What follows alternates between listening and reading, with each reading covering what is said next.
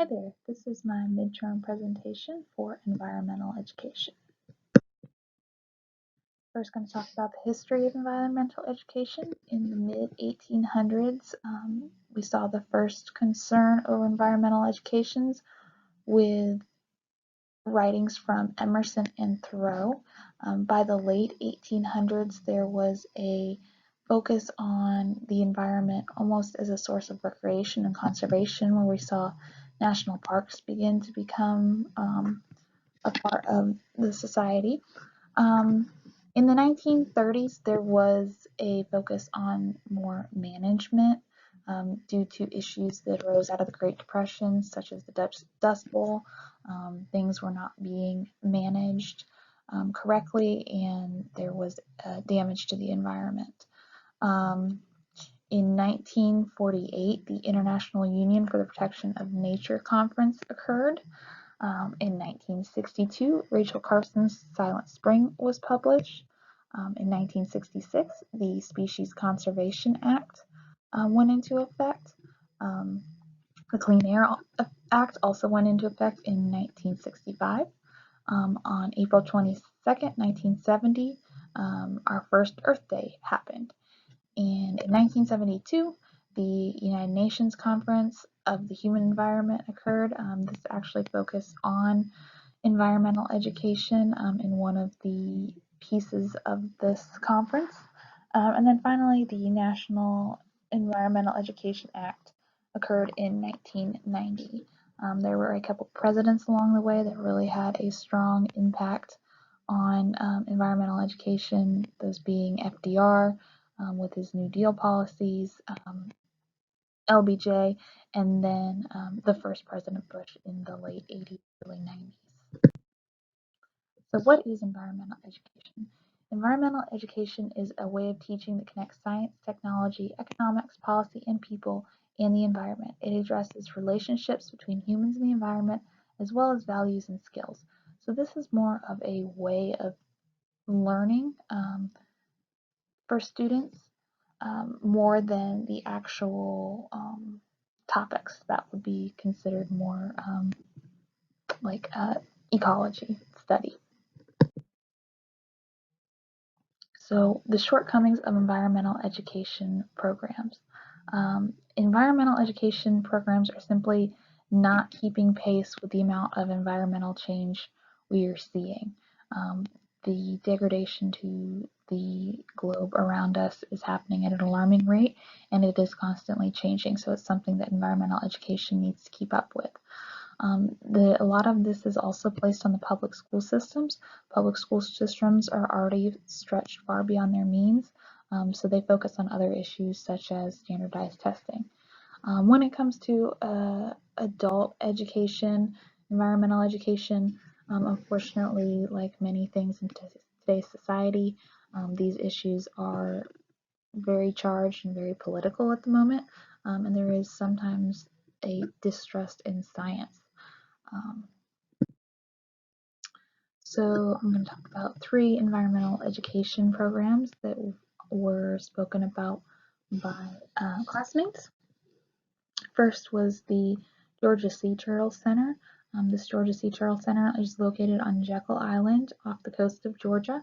It is a sea turtle rehabilitation facility and learning center.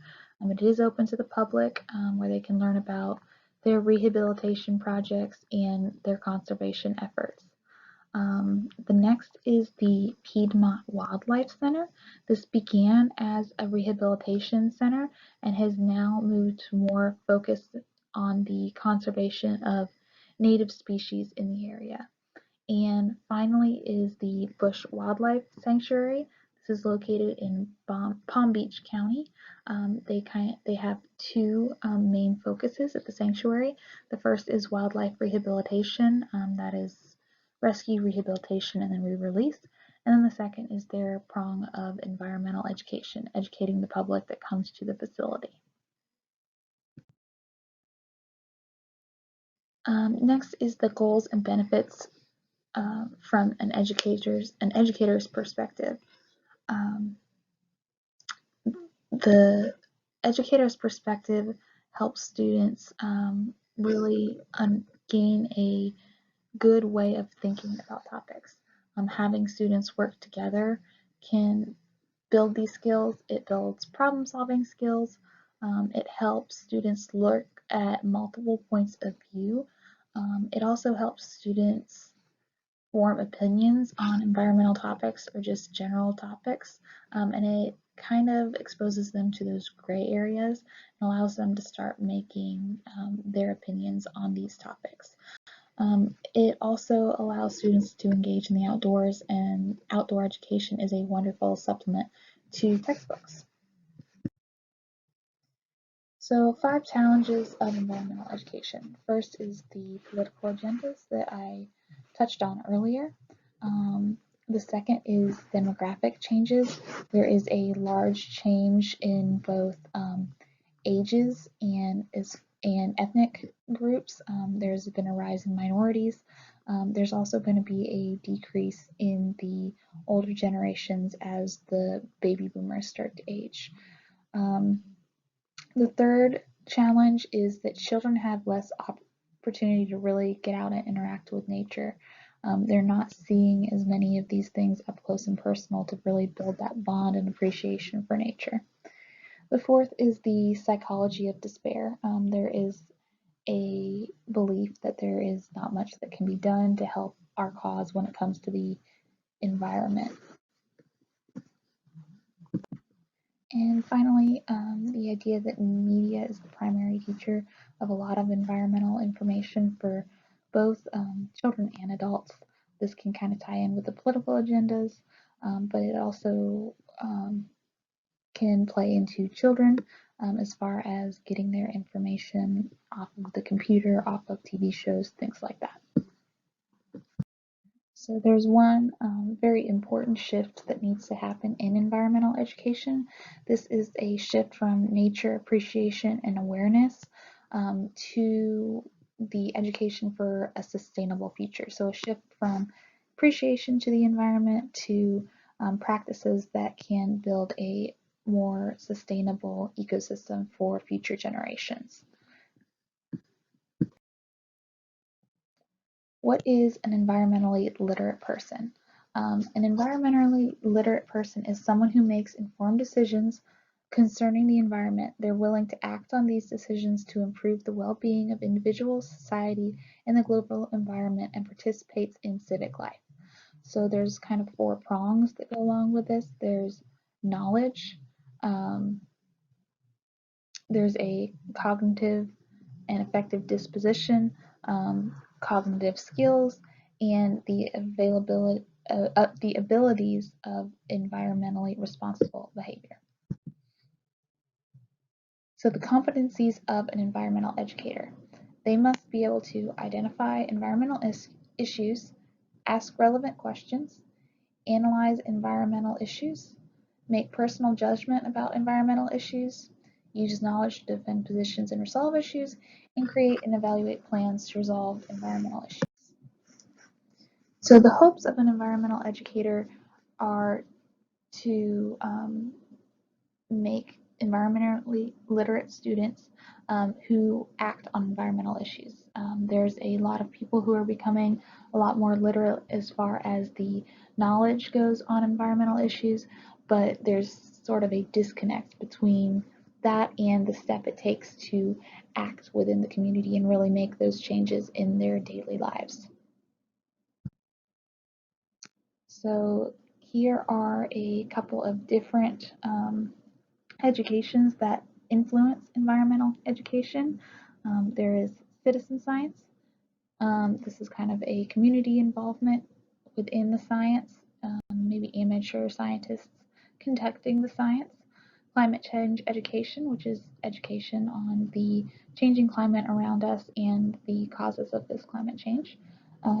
Science education, education of scientific principles, outdoor education, the study of ecosystems around us, garden-based learning, which it can help with sustainability, nature study, exposure to nature, and appreciation for the outdoors, environment-based education. This is for a background in environmental science.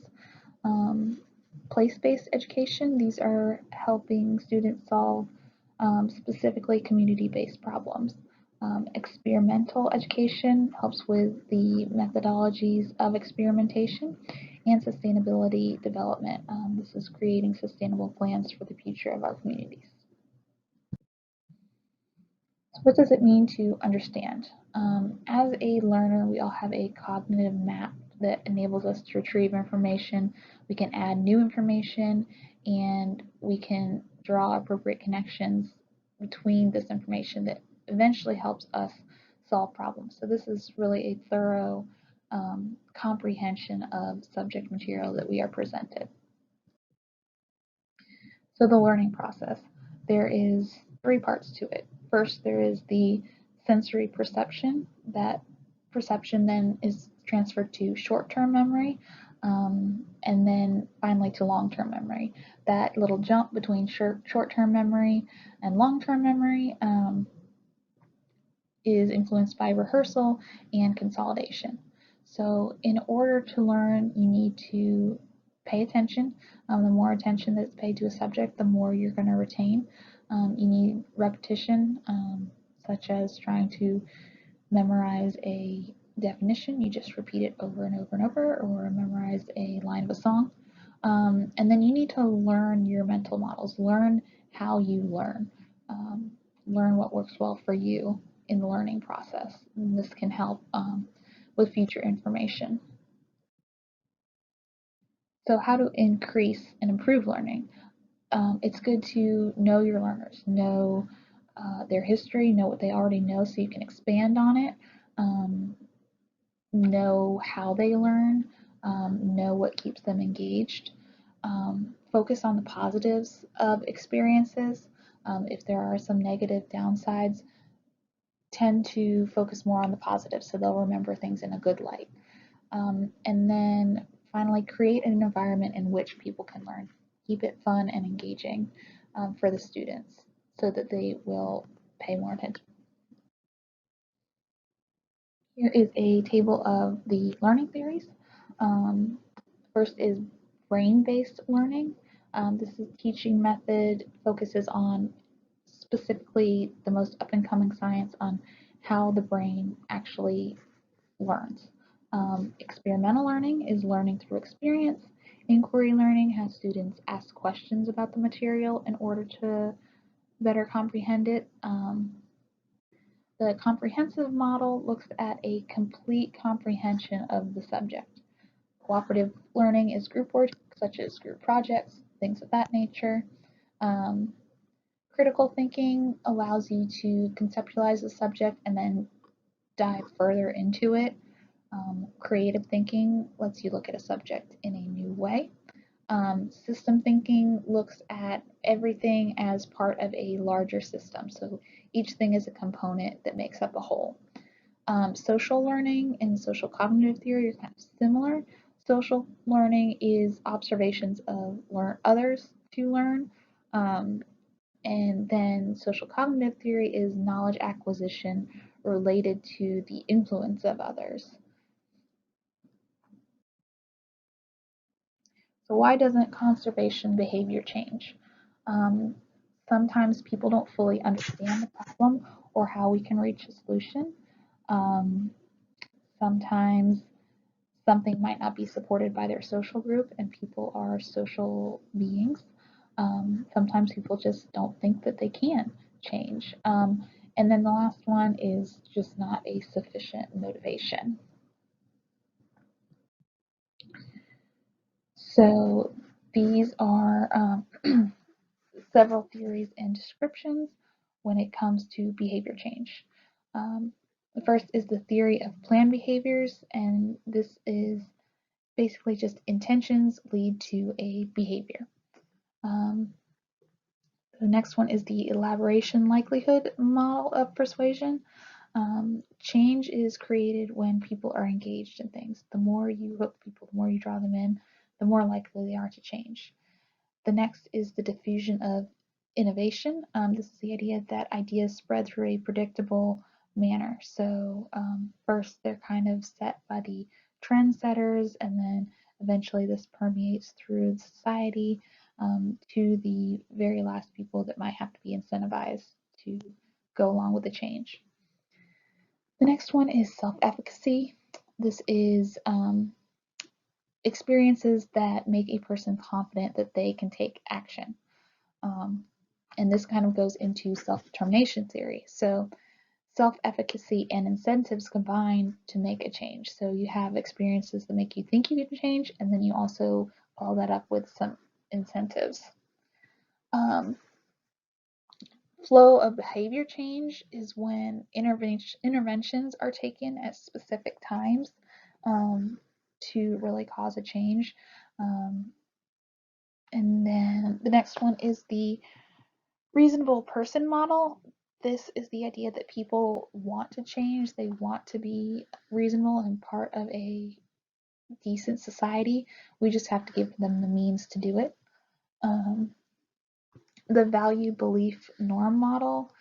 This is when behaviors arise from personal values about the world. And then finally, the environmental citizenship behavior model. There are three main categories of variables, and these lead to a responsible citizenship. So social media can be very influential in many parts of our lives, and it is a tool that should probably be used when it comes to environmental education. The paper we read touched on how people were more literate on global warming if they had a um, active presence on social media. So there are lots of tools that have been developed within these programs that really look at people's psychology and look at how they're thinking. And they are studying data constantly on what we're looking at and how we lean. So there are definitely tools available within social media to get environmental education ideas across and use it as a good tool um, for uh, for environmental education and really educating the society around us. The next I'm going to talk about my behavior change log. So I decided to start incorporating reusable grocery bags. I think this is going relatively well. I went out and bought a set of bags, enough to do weekly groceries for two people. I keep them in the back of my car. When I go inside, just grab them out, throw them in the cart. It's really pretty easy. I think the biggest hiccup that I've had so far is remembering to take them out of the back of my car. I get to the checkout and then I don't have my bags. So if I need to change that, possibly moving them up to the front seat of my car, somewhere I can see them easily, really making a conscious effort when I get out of the car to remember to grab those bags. Most times I find myself, when I run in for a quick one or two things, those will be the times I'm forgetting it. I remember most of the time for the big weekly grocery shops. So environmental education versus advocacy. So environmental education is a look at the process of critical thinking and inquiry.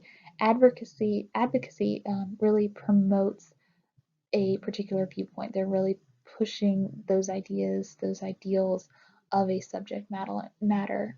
Environmental education is more of a way of thinking about the environment instead of pushing those specific ideas. So invisible bias. Invisible bias are beliefs and assumptions that are embedded within activities and advertisements so deeply that they really become invisible unless you're really looking for it. The example that was given was the airplane ad of a single source of tanzanite being shipped, although it's said to be shipped in an environmentally friendly way everywhere in the world. Maybe it's not the best idea to be mining the only source of tanzanite in the world. So can funders create a bias? Yes, they definitely can. All of those big name companies have an agenda, and that is to promote their company. So when you see these curriculums in schools and things like that that are supported by big box stores, big companies, you probably know that they do want to educate these students, but in the end, they also want to sell their product. So there is always going to be that bias there. So the next is a chart on the different types of bias. The first is confirmation bias. This means that people only reference views that support their existing views. They're not as open to other perspectives. In-group bias, people overestimate the abilities and values of our immediate group. Gambler's fallacy is a heavy weight on previous events, such as flipping a coin or betting on black. If it's been red 3 times in a row, it can't be red again. When you're playing roulette. Post-purchase rationalization. This is the justification of purchases to stay consistent, justifying the things that we buy, even if it might not be the most rational choice.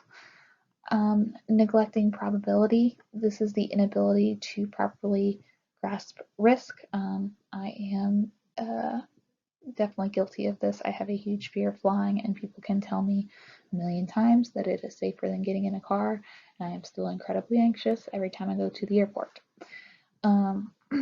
Observational selection bias. This is noticing things we've never noticed before once they've been pointed out. You might be pointing out a specific actor in something, and they're showing up in every show that you're watching. Status quo bias. People don't really like change. Negativity bias. We pay more attention to the negative things, especially bad news, because it sticks out in our minds as more important. Bandwagon effect. This is simply going with the crowd. You're a Chiefs fan because the Chiefs won the Super Bowl last year. Things like that. Projection bias is the idea that we think that others think like us. The next is the self-validating reduction. The definition of this is a self-fulfilling prophecy in which one of the main effects of prophecy is to produce someone or something in the world. This is the idea that beliefs lead to expectations, which lead to behaviors, which lead to results. A lot of stereotypes are a result of self-validating reduction. So the example is the idea that you think you're going to fail the math test, so you then don't study for the test, don't go to class, things like that, and then you end up failing the test. Well, you had a chance to change those things, but since you thought in the first place you were going to fail the test, you did not do those things, and then you ended up failing the test. So multiple viewpoints or reframing for environmental education. One of the best ways to do that is reimagining the future, looking at ways that we can change so that we don't always have to keep living the same way we're living now. Another is the language change, the way we talk about things. Just changing a few words here or there can really change an outlook on a subject. We can critique prevailing cultural assumptions. We can make invisible values more visible. And then we can look at problems in a new and creative ways to find alternatives, such as the example with the elephant. Instead of fencing the elephant in, we can maybe fence in the farmland in a new kind of out of the box way of thinking. So next I'm going to talk about the environmental educators that were presented in class. The first one is Paul Hart. He is still an active environmental educator. He was a EECOM founding member. He also served on UNESCO. He's Canadian. The next one is Alexander von Humboldt. He was born in 1967 and passed away in 1859. He presented the idea of a global climate. He was a geographer and explorer during his time. He really took an interdisciplinary approach to education, and he was a large influence on Darwin. The next environmental educator was Joy O'Keeffe. She was born in 1973, She's a or a wildlife biologist. She has a focus on turbines and then especially on bats. She is currently a professor at the University of Illinois at Champaign or Urbana. Next one is Stasia Hendricks. She went to the University of West Florida, and she's been a leading naturalist in several different locations, including Sea Island and the lodge at Little St. Simons Island. And then the last one is Phyllis Ford. She was born in 1928, passed away in 1999. She taught at various universities throughout the United States, was a chair on various departments that focused on mainly outdoor recreation and physical education. Um, she had several achievements over her lifetime, so she was really an influence in the college and university circles. And then finally, I'm going to talk about 5 ways to keep learning as an environmental educator. The first is with mentors. Mentors keep us educated, keep fostering ideas. The next is reflection, looking at things that worked and did not work in our environmental education settings. The next is real world experiences, really getting out there and seeing the environments that we're studying. The next is research, just keep up with new research projects, and that kind of ties in with staying up to date on everything that's going on, because this is a field that is changing so rapidly. So keeping up with everything, all of that new information, and then incorporating that new information into your lesson plan. So that is everything for my midterm exam. Thank you, and have a good day.